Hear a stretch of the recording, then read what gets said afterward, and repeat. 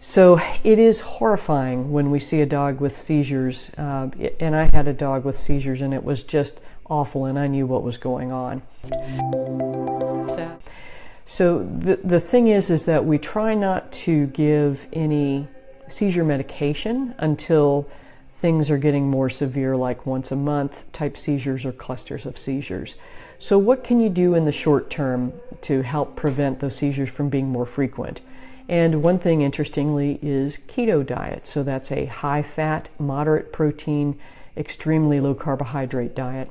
That's been shown to reduce the seizure focus in children, and in many children that have idiopathic epilepsy, they were able to reduce the seizure severity and frequency enough to be able to come off of medication and have very rare, or in some cases, no seizures whatsoever. And in many cases, the diet helped them to reduce the amount of medication they needed to keep the seizures under control.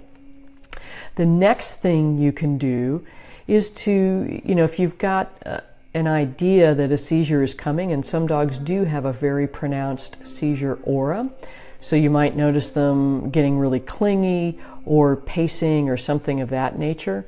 That's where using something like Valium, which can be given both orally if you have enough sort of heads up that aura is happening and a seizure is coming. And the time you would need to make that effective to help prevent the seizure is something on the order of 30 to 45 minutes for it to be absorbed and get into the system. The other option is Valium injection, and again, this is a controlled substance, and this is something you will need to work with your veterinarian on.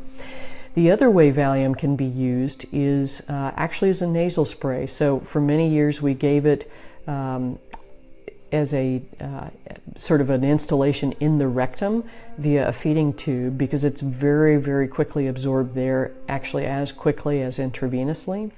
But more frequently now you can give it intranasal. So you would have some liquid injectable Valium in a syringe and literally would spray it in the dog's nostril. So, the sinuses have a tremendous blood flow, and so it can be absorbed very quickly that way.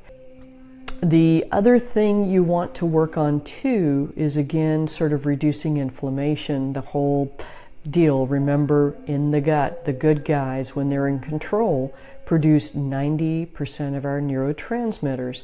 So you want to make sure that your pup's gut health is excellent. And certainly feeding crock-pot diet, feeding a good quality anti-inflammatory diet is imperative. And then using things like probiotics and fish oil, again, to reduce inflammation and to help the good guys gain a foothold so that they are supporting your dog's neurological transmitters and hopefully helping to make the neurotransmitters that will calm that seizure focus down.